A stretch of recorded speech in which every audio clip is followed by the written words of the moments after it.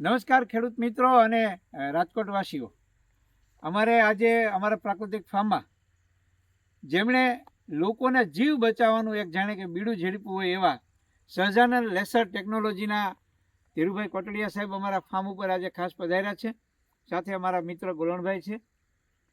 ધીરુભાઈ આજે અમારા એક સામાજિક કાર્યક્રમમાં મને મળ્યા અને જૂના પરિચયના નાતે અમારા ફાર્મે આજે મહેમાન બન્યા છે, એટલે એ અમારું સદભાગ્ય સમજીએ છીએ. જેમના માર્ગદર્શનમાં અમારે આજે જે વાર્તાલાપ થયો એમાં અમને પણ ઘણી બધી વાતો એવી જાણવા મળી કે કંઈક નવું અમે પણ કરી શકીએ. તો ધીરુભાઈ સાહેબને વિનંતી કરીએ, આજે અમારા પ્રાકૃતિક ફાર્મમાં જ્યારે આપ પધાર્યા છો અને અમારું જે આ શાકભાજી છે રાજકોટ પહોંચે છે, તો આપને જે આ ફાર્મ વિઝિટ પછી જે કાંઈ આપને યોગ્ય લાગ્યું હોય એ અમારા ગ્રાહક મિત્રો સુધી એ સંદેશો પહોંચાડજો.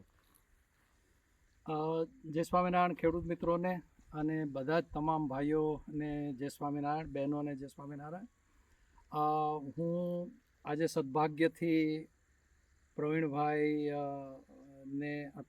અને ગોલણભાઈ સુડાવડ ગામે એમના ખેતર ઉપર આવ્યો છું કે જે સંપૂર્ણ પ્રાકૃતિક ખેતી ઓર્ગેનિક ફાર્મિંગ પદ્ધતિથી સુભાષ પાલેકરજી દ્વારા જે પ્રેરિત છે અને એમણે જે ટ્રેનિંગ આપી છે એ ટ્રેનિંગ અનુસારે અહીંયા ખેતી થઈ રહી છે.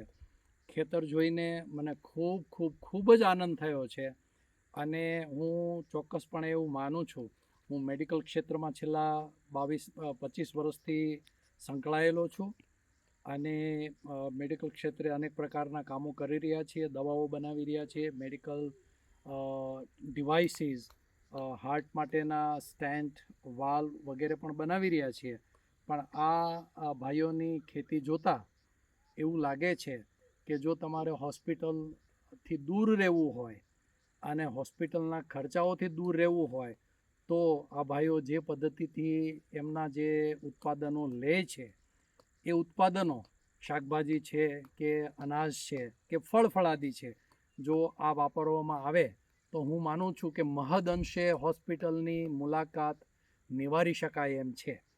એમની ખેતી પદ્ધતિનો મેં બારીકાઈથી જાણવાની કોશિશ કરી, અલગ અલગ પાકો કેવી રીતે તૈયાર કરે છે અને એની પાછળ કેવી રીતે જતન કરે છે અને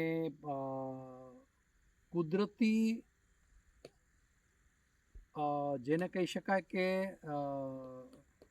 કુદરતી બધા જ જીવોને સાથે રહેવાનો કેવી રીતે મોકો મળે છે અહીંયા. એ પક્ષી હોય કે નાની ઈયળ હોય કે નાના લેડીબગ્સ હોય.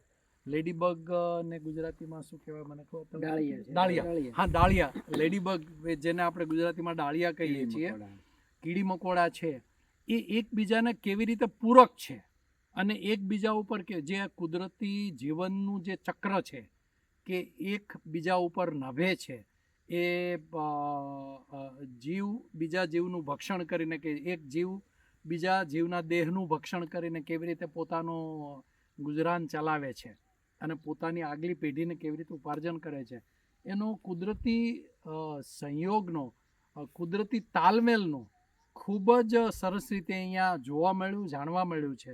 એટલે જે ભાઈઓ પ્રવીણભાઈ ગોલણભાઈના ઉત્પાદનો વાપરે છે એમને તો ખૂબ અભિનંદન. પણ જે ભાઈઓ નથી વાપરતા અને આ વિડીયો જેને પણ જોવામાં આવે એને હું ખાસ કહીશ કે આ ભાઈઓ જે ઉત્પાદન લે છે એ ઉત્પાદનનો ગમે તે ભાવ ચૂકવીને પણ તમે લેશો તો તમારા માટે નફો જ છે, ચોખ્ખો નફો છે, જેથી કરીને હોસ્પિટલની મુલાકાતો નિવારી શકાશે, હોસ્પિટલના ખર્ચાઓ નિવારી શકાશે, મહદઅંશે ખર્ચા નિવારી શકાશે અને આવનારી પેઢીમાં પણ જે જીનેટિક ડિફોર્મેશન આવી રહ્યા છે અત્યારે એનાથી પણ બચી શકાશે એવું મારું દ્રઢપણે માનવું છે. અસ્તુ. જય સ્વામિનારાયણ.